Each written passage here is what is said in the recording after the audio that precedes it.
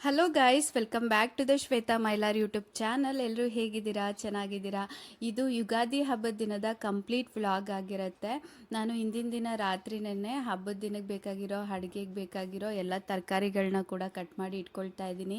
ಪಲಾವ್ ಮಾಡೋಣ ಅಂತ ಅಂದ್ಬಿಟ್ಟು ಇಲ್ಲಿ ತರಕಾರಿ ಹಚ್ಕೊಳ್ತಾ ಇದ್ದೆ. ಹಾಗೆ ಕಾಳು ಗೊಜ್ಜು ಕೂಡ ಮಾಡೋಣ ಅಂತ ಅಂದ್ಕೊಂಡಿದ್ದೀನಿ.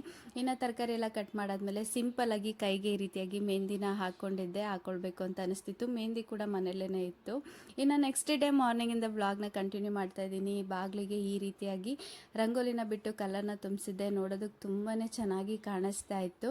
ಇನ್ನು ತೋರಣ ಎಲ್ಲನೂ ಕಟ್ಟಬೇಕಿತ್ತು. ಮಾವಿನ ಸೊಪ್ಪು, ಬೇವಿನ ಸೊಪ್ಪು ಎಲ್ಲನೂ ಭಾಗ್ಯಕ್ಕೆ ಅವ್ರು ಕೊಟ್ಟಿದ್ರು ತರಿಸ್ಬಿಟ್ಟು. ಸೊ ಇವಾಗೆಲ್ಲನೂ ಕಟ್ಟಬೇಕು. ಹಸ್ಬೆಂಡು ಫ್ರೆಶ್ ಅಪ್ ಆಗಿಬಿಟ್ಟು ಕಟ್ತೀನಿ ಅಂತ ಅಂದ್ಬಿಟ್ಟು ಹೇಳಿದ್ರು. ಅವರು ಕೂಡ ನನ್ನ ಜೊತೆಗೇನೆ ಇವತ್ತು 5:00 5:30ಗೆಲ್ಲನೂ ಎದ್ಬಿಟ್ಟಿದ್ರು. ಸೊ ಅವರು ನಾನು ಇಬ್ಬರು ಸೇರಿಕೊಂಡೇನೆ ಎಲ್ಲ ಕೆಲಸಗಳನ್ನೂ ಕೂಡ ಮಾಡಿ ಮುಗಿಸ್ಕೊಂಡ್ವಿ. ಇನ್ನು ನಾನು ಕೂಡ ಸ್ನಾನ ಎಲ್ಲ ಮಾಡಿಕೊಂಡು ಇವಾಗ ಫ್ರೆಶ್ ಅಪ್ ಆಗಿಬಿಟ್ಟು ಪೂಜೆಗೆಲ್ಲ ರೆಡಿ ಮಾಡ್ಕೊಳ್ಳೋಣ ಅಂತ ಅಂದ್ಬಿಟ್ಟು ರೆಡಿ ಆಗೋದಕ್ಕೆ ಅಂತ ಬಂದೆ. ಅವರು ಪೂಜೆ ಸಾಮಾನೆಲ್ಲ ತರೋದಕ್ಕೆ ಅಂತ ಅಂದ್ಬಿಟ್ಟು ಹೊರಗಡೆ ಹೋಗಿದ್ರು. ಪೂಜೆ ಸಾಮಾನು ತನ್ನೊಂದು ಕೊಟ್ಬಿಟ್ಟು ಆಮೇಲೆ ತೋರಣ ಎಲ್ಲನೂ ಕಟ್ತೀನಿ ಅಂತ ಅಂದ್ಬಿಟ್ಟು ಹೇಳ್ತಾಯಿದ್ರು. ಇನ್ನು ಎಲ್ಲನೂ ತೊಗೊಂಬಂದರು, ಏನೇನು ತಂದಿದ್ದೀನಿ ಅಂತ ಅಂದ್ಬಿಟ್ಟು ಹೇಳ್ತಾಯಿದ್ರು. ಹಾಗೆ ಅವ್ರ ಜೊತೆ ಮಾತಾಡಿಕೊಂಡು ನಾನು ಕೂಡ ರೆಡಿ ಆಗ್ತಾಯಿದ್ದೀನಿ. ಈಗ ಇನ್ನು ನಾನು ವೇರ್ ಮಾಡಿರೋ ಈ ಡ್ರೆಸ್ನ ಆನ್ಲೈನಲ್ಲಿ ಪರ್ಚೇಸ್ ಮಾಡಿದ್ದು.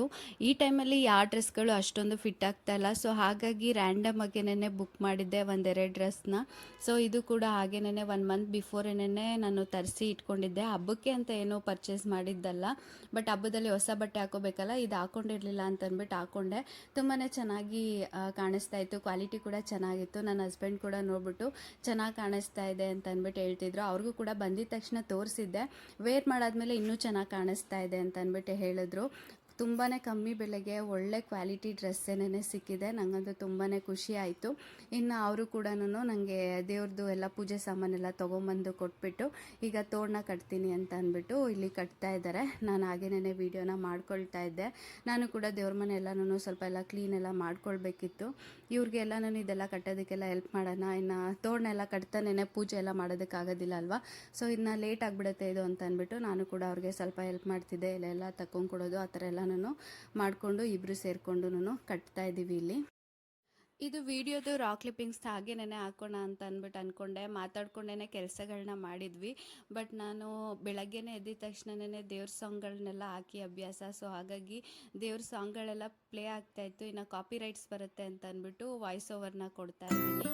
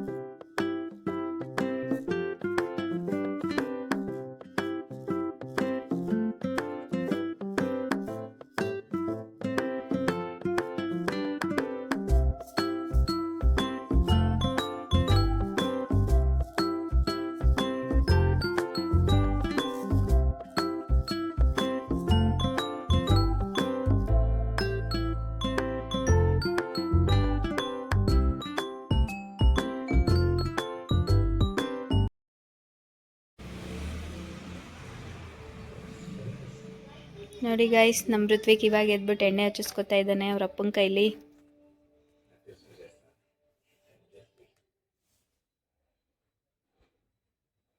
ಕಾಲು ಏಟ್ ಮಾಡ್ಕೊಬಿಟ್ಟಿದ್ದಾನೆ, ನೋವಂತೆ.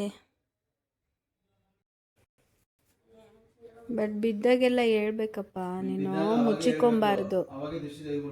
ಹಾಂ, ಅಷ್ಟೊಂದು ಬಿದ್ದು ಏಟ್ ಮಾಡ್ಕೊಂಡಿದ್ಯಾ, ಹೇಳಿಲ್ಲ. ಇವಾಗ ಎಣ್ಣೆ ಹಚ್ತಾ ಇದ್ರೆ ಗೊತ್ತಾಗ್ತೈತೆ. ನಿಂಗೆ ಏನೇ ಆಗಲಿ ನಾವೇನು ಬೈಯಲ್ಲ ಹೊಡೆಯಲ್ಲ. ನಾವು ಅದಕ್ಕೆ ಸೊಲ್ಯೂಷನ್ ಕೊಟ್ಟು ಪ್ರಾಬ್ಲಮ್ ಸಾಲ್ವ್ ಮಾಡ್ತೀವಿ, ಗೊತ್ತಾಯ್ತಾ? ನೀನು ಏನೇ ಆದರೂ ಧೈರ್ಯವಾಗಿ ಹೇಳ್ಬೇಕು ನಮಗೆ. ಇನ್ನೇ ನಮ್ಮಿಬ್ರಿಗೆ ಹೇಳ್ದು ಇನ್ಯಾರು ಹೇಳ್ತೀನಿ ಹೇಳಪ್ಪ. ಗುಡ್ ಥಿಂಗ್ ಅದು ಬ್ಯಾಡ್ ಥಿಂಗ್ ಏನೇ ಆದರೂ ಹೇಳ್ಬೇಕು ನಮಗೆ, ಗೊತ್ತಾಯ್ತಾ? ನಾವೇನು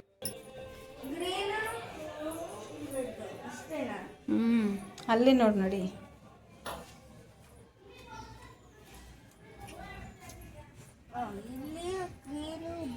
ಹೇಗಿದೆ.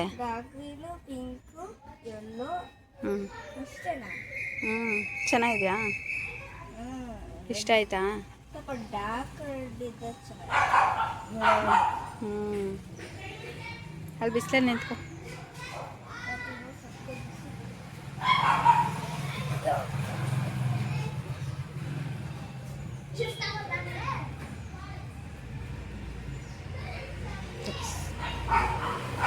ಇನ್ನು ಈಗ ಪೂಜೆನ ಮಾಡ್ತಾ ಇದ್ದೀನಿ.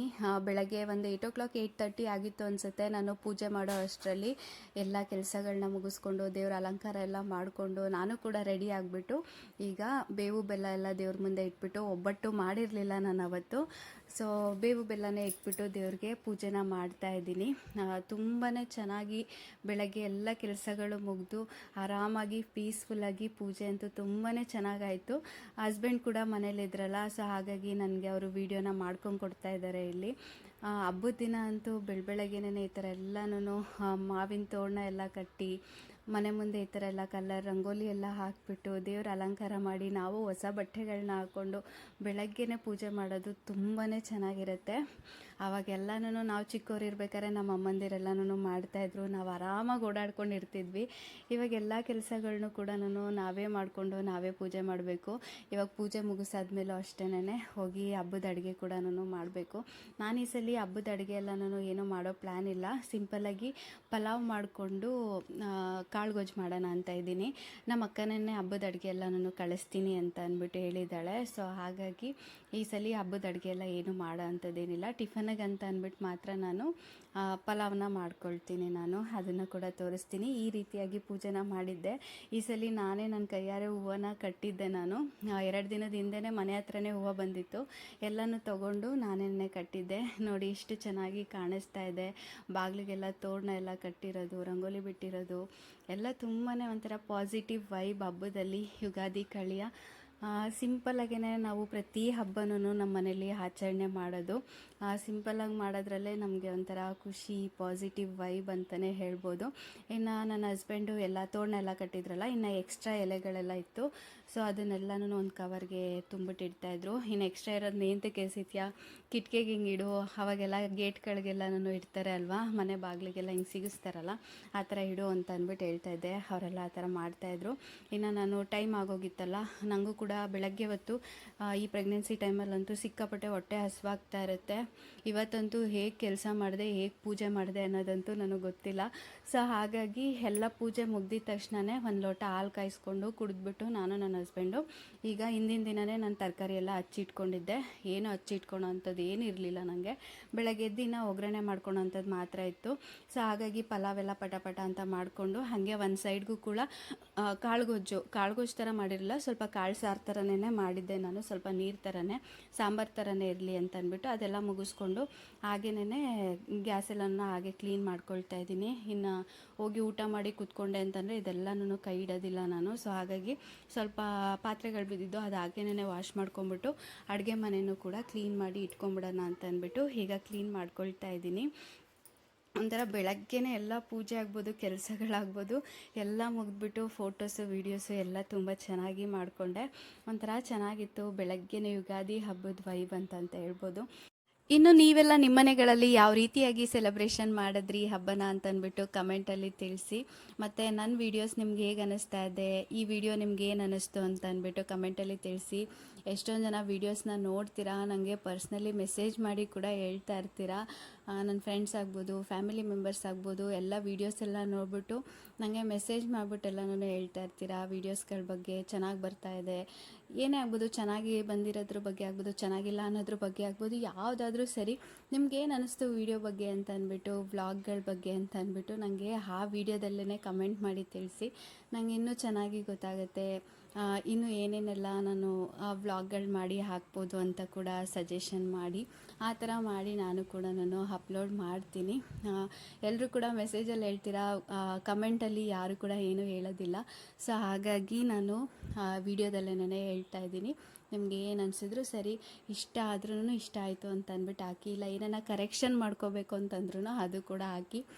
ಕೆಲವರು ವಾಯ್ಸು ಲೋ ಬರ್ತಿದೆ ಅಂತ ಅಂದ್ಬಿಟ್ಟು ಹೇಳ್ತಾ ಇದ್ದೀರಾ. ನಾನು ಯಾವುದೇ ರೀತಿ ಮೈಕ್ನ ಯೂಸ್ ಮಾಡ್ತಾ ಇಲ್ಲ, ಹಾಗೇನೇ ವಾಯ್ಸ್ ನಾನು ಕೊಡೋದು. ಸೊ ಹಾಗಾಗಿ ನಿಮಗೆ ಸ್ವಲ್ಪ ವಾಯ್ಸು ಲೋ ಅಂತ ಅಂದ್ಬಿಟ್ಟು ಅನ್ನಿಸ್ಬೋದು. ಬಟ್ ನಾನು ಜೋರಾಗೇನೆ ಮಾತಾಡ್ಕೊಂಡೇನೆ ವಾಯ್ಸ್ ಓವರ್ ಕೊಡ್ತೀನಿ. ಆ್ಯಕ್ಚುಲಿ ನನ್ನ ವಾಯ್ಸ್ ಈ ರೀತಿ ಬರೋದೇ ಇಲ್ಲ, ನಾನು ಜೋರಾಗಿ ಮಾತಾಡೋದ್ರಿಂದ ನನ್ನದು ವಾಯ್ಸ್ ಈ ರೀತಿಯಾಗಿ ಕೇಳಿಸುತ್ತೆ.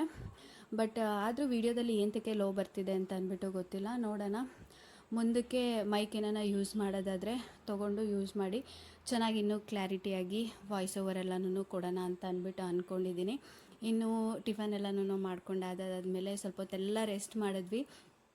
ಅದಾದಮೇಲೆ ಮಧ್ಯಾಹ್ನದ ಟೈಮ್ಗೆನೇ ನಮ್ಮ ಅಕ್ಕ ನಮ್ಮ ಭಾವನ ಕೈಲಿ ಮತ್ತು ನಮ್ಮ ಅಕ್ಕನ ಮಗನ ಕೈಲಿ ಚಿನ್ಮಯ್ ಅಂತ ಅಂದ್ಬಿಟ್ಟು ಇವ್ರ ಕೈಲಿ ಹಬ್ಬದ ಅಡುಗೆಗಳನ್ನೆಲ್ಲ ಮಾಡಿ ಕಳಿಸಿದ್ಲು. ತುಂಬಾ ಖುಷಿಯಾಯಿತು. ಬಂದು ಕೊಟ್ಬಿಟ್ಟು ಅವನು ಒಂದು ಸ್ವಲ್ಪ ಹೊತ್ತೆಲ್ಲ ಇದ್ಬಿಟ್ಟು ಹೋಗ್ತಾ ಇದ್ದಾನೆ ಈಗ. ನೆಕ್ಸ್ಟ್ ಡೇ ನಮ್ಮ ಅಕ್ಕಂದು ಬರ್ತಡೇ ಇದೆ. ಸೊ ಹಾಗಾಗಿ ಇರು ಅಂತ ಅಂದ್ಬಿಟ್ಟು ಹೇಳಿದ್ರೂ ಇರಲಿಲ್ಲ, ಯಾಕೆಂದರೆ ಅವ್ನಿಗೆ ಆಗಲೇ ಎಕ್ಸಾಮ್ ಎಲ್ಲ ಮುಗ್ದೋಗ್ಬಿಟ್ಟಿದ್ದೆ. ಸೊ ನಮ್ಮ ಅಕ್ಕನ ಬರ್ತಡೇ ಇಲ್ಲ ಅಂದಿದ್ರೆ ಅವನು ಇರ್ತಿದ್ದ. ಇವಾಗ ಅವರು ಕೂಡ ಹಬ್ಬದ ಅಡುಗೆ ಎಲ್ಲ ಕೊಟ್ಬಿಟ್ಟು ಹೋದರು. ನಮ್ಮ ಋತ್ವಿ ಕೂಡ ರೆಡಿಯಾಗಿದ್ನಲ್ಲ, ಅವನು ಇವಾಗ ಊಟ ಟೈಮ್ ಆಗಿತ್ತು, ಊಟ ಕೊಡು ಅಂತ ಅಂದ್ಬಿಟ್ಟು ಕೇಳ್ತಾ ಇದ್ದ. ಅವನು ಊಟ ಕೇಳೋ ಟೈಮ್ಗೆನೇ ನಮ್ಮ ಅಕ್ಕ ಎಲ್ಲ ಬಿಸಿ ಬಿಸಿ ಎಲ್ಲ ಅಡುಗೆ ಎಲ್ಲ ಮಾಡಿ ಕಳಿಸಿದ್ದಾಳೆ. ಏನೇನೆಲ್ಲ ಕಳಿಸಿದ್ದಾಳೆ ಅಂತ ಅಂದ್ಬಿಟ್ಟು ತೋರಿಸ್ತೀನಿ ಬನ್ನಿ. ಸೊ ಈ ಹಬ್ಬದಲ್ಲಂತೂ ನನಗೆ ಅಡುಗೆ ಮಾಡೋದೊಂದು ರಿಸ್ಕ್ ಇರಲಿಲ್ಲ. ನನಗೆ ಎಲ್ಲನೂ ಅವಳೇ ಮಾಡಿ ಕಂಪ್ಲೀಟ್ ಹಬ್ಬದ ಅಡುಗೆನ ಕಳಿಸಿ ಕೊಟ್ಟಿದ್ಲು. ನಾನು ಬೇಡ ಅಂತಂತ ಹೇಳಿದ್ರೂ ಪಾಪ ಅವಳು ಕೆಲ್ಸಕ್ಕೆ ಹೋಗ್ತಾಳೆ. ಕೆಲ್ಸಕ್ಕೆ ಹೋಗ್ಬಿಟ್ಟು ಬಂದೇನೆ ಪಾಪ ಬೆಳಗ್ಗೆನೇ ಎದ್ದು ಪ್ರತಿಯೊಂದೂ ಮಾಡಿ ರೆಡಿ ಮಾಡಿ ನನಗೆ ಅಂತ ಅಂದ್ಬಿಟ್ಟು ಕಳಿಸಿರೋದು ಅವಳು. ತುಂಬಾ ಚೆನ್ನಾಗಿತ್ತು ಎಲ್ಲ ಐಟಮ್ಸೂ. ಏನೇನ ಕಳಿಸಿದ್ದಾಳೆ ಅಂತ ಅಂದ್ಬಿಟ್ಟು ತೋರಿಸ್ತೀನಿ ಬನ್ನಿ. ಇವಾಗ ಪಾರ್ಸಲ್ ಬಂದಿದೆ ಗೈಸ್ ನಮ್ಮ ಅಕ್ಕವ್ರ ಮನೆಯಿಂದ, ಹಬ್ಬದ ಊಟ.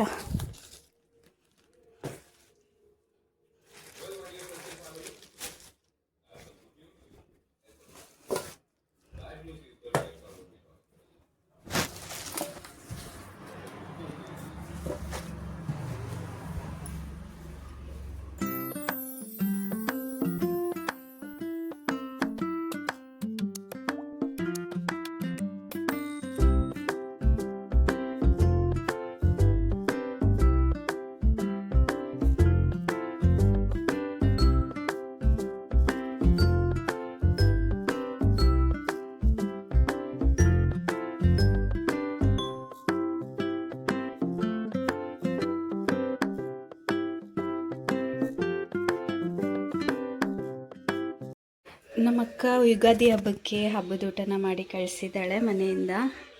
ಏನೇನಿದೆ ಅಂತ ಅಂದ್ಬಿಟ್ಟು ತೋರಿಸ್ತೀನಿ. ಹೋಳಿಗೆ ಮಾಡಿ ಕಳಿಸಿದ್ದಾಳೆ, ಮತ್ತು ಇದು ಹಿಟ್ಟು, ಇದು ಹೂರ್ಣ ಬಿಸಿ ಬಿಸಿ ತಟ್ಕೊಳೋದಕ್ಕೆ.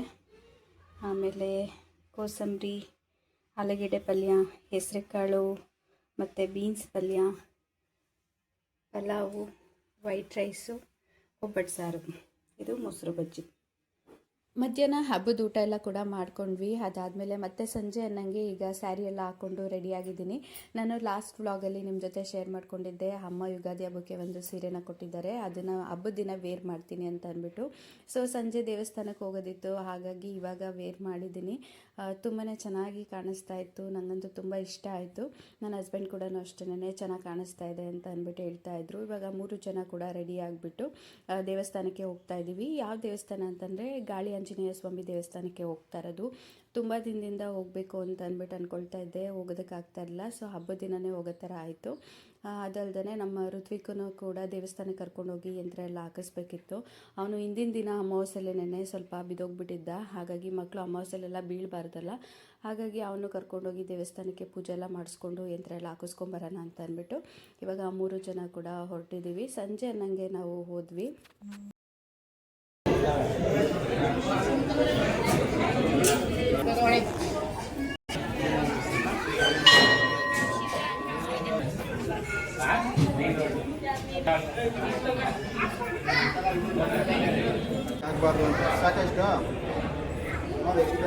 ಎಷ್ಟು ಉದ್ದ ಬೇಕು ನೋಡಿ, ತೆಗ್ದಾಕಕ್ಕಾಗ್ಬೇಕು, ಆ ಥರ ಹಾಕು.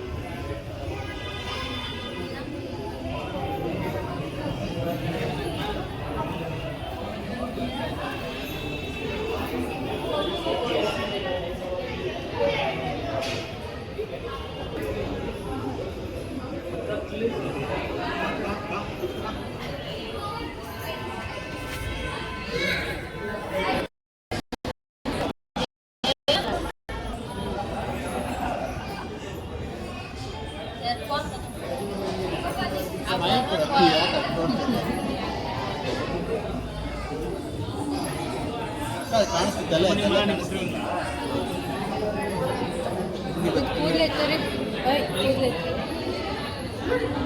ಕೂದಲೆತ್ತು ಅಂದ್ರೆ ಹಂಗಿದೆ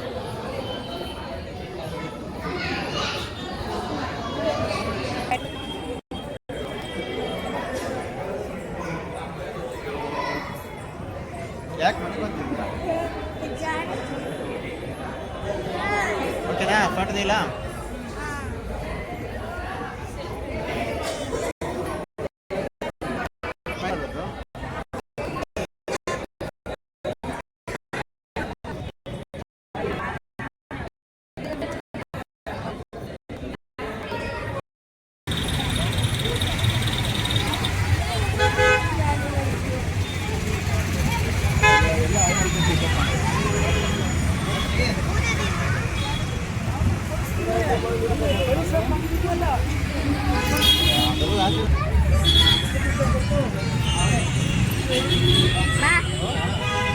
ಇವಾಗ ತಾನೇ ಜಸ್ಟು ದೇವಸ್ಥಾನದಿಂದ ಬಂದ್ವಿ.